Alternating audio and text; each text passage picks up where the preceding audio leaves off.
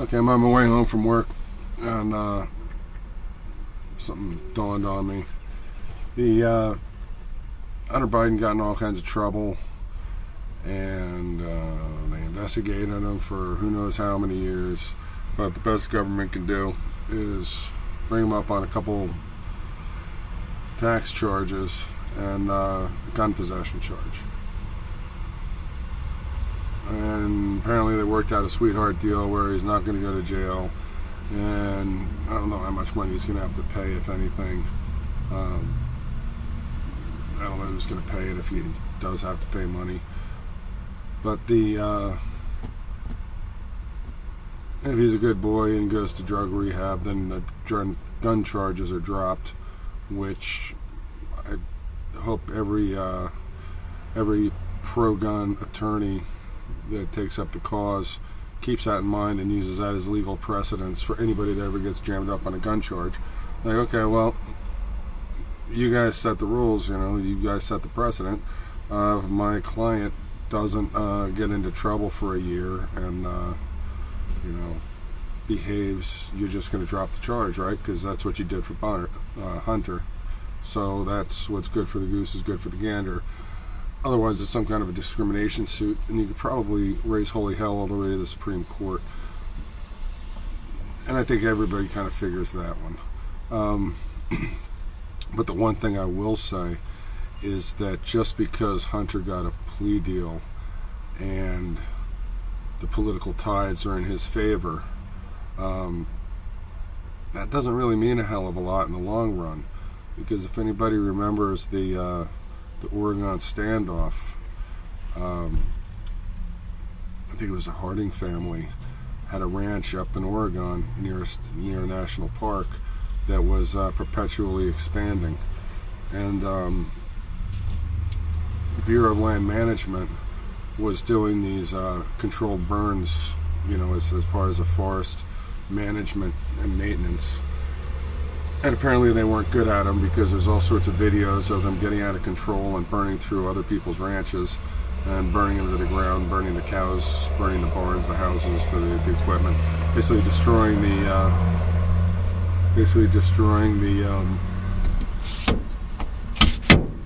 the ranchers' livelihoods. And if they went belly up, then the Bureau of Land Management would buy the property and add it to the park. So I think a long story short, one of their fires got out of control. The Harding family had seen this before. They already had the equipment. They jumped on a couple bulldozers and they made a fire break across their ranch, their land, and ended up tearing up 123 acres of BLM National Park, part of the Malyard Wildlife Refuge. But apparently they saved about 10,000 acres of the wildlife refuge. And so they got brought up on charges, when the whole thing at first happened, for destroying public property. And the judge said, that's ridiculous. You guys set the fire. You guys lost control of it. He saved his farm and 10,000 acres of the park, so you should be thanking him.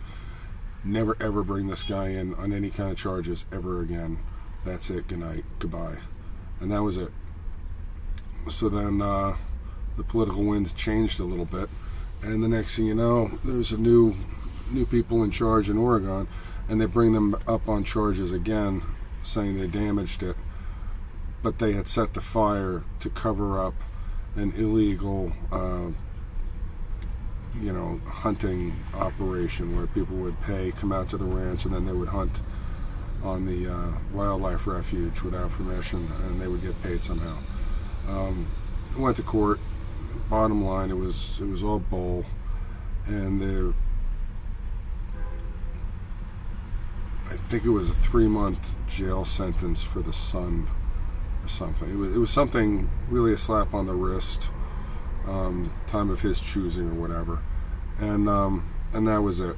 So they took, instead of fighting it in court, paying the legal fees, pissing away a shitload of money, they took this, not even a slap on the wrist, but a guilty plea nonetheless.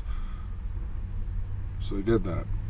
and the political winds changed some more, and then they got brought in for resentencing long after the fact, because first of all, you can't charge somebody twice with one crime, which is what they did. So right off the bat, they shouldn't have never been in court the second time. But with the second time pleading guilty, the the political winds changed some more, and the next thing you know, they're being brought into court to be resentenced because the original sentence was too light, and they gave them both the father and the son, I believe, 7 years each. And I don't know how many people have been around a farm. You walk away from it for more than a couple years, you don't have a farm anymore. You're going to come back. You don't have a ranch, or you won't have any cattle. You won't have anything. You'll lose the farm, and at that point, it's in bankruptcy. It's totally wrecked, and the the BLM can come in and make you a shit offer, and you got to take it because you're out of business. The whole protest was over this absolute mistreatment of the Hardings, which led to the occupation of the Maui Wildlife Center, which Congress in 1976 said, we don't want this park, we don't want anything to do with it. Anybody that wants to claim it can do so. So they claimed it. The protesters came up under the leadership, part of the leadership of Lavoy Finkum, and they went in there and they claimed ownership of it, because in 1976 Congress put it together that whoever wants to claim it can have it. Fine. Congress never rescinded that. Never said, well, we're doing it different now. Now it's ours. We're going to keep it. We have plans for it. So literally anybody that wanted to claim it could and did.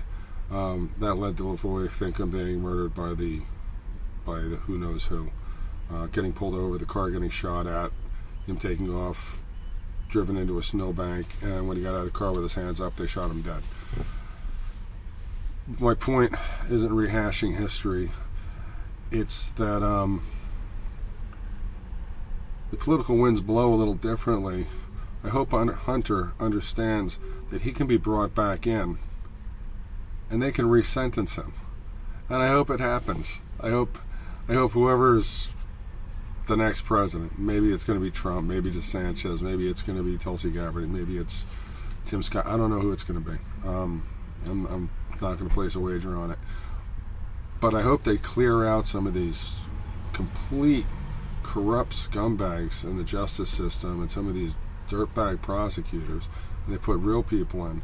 Because Hunter Biden might be laughing right now, but I'll tell you what, a few months after the next president's installed, he might be looking at, years and years in prison and the whole investigation being reopened. And that's what I'm kind of looking forward to. So anyway, that's my thoughts for the day. Still running for the Senate, and got to get a new laptop, and I got to start putting all the forms and putting everything together. I just haven't had time to do anything like that yet, but I have found out how to do it, and still trying to come up with a party name and a platform, because I really don't care for the Republicans or the Democrats at this moment. But anyway, that's what I'm doing, and that's my thoughts for the day. Y'all take care.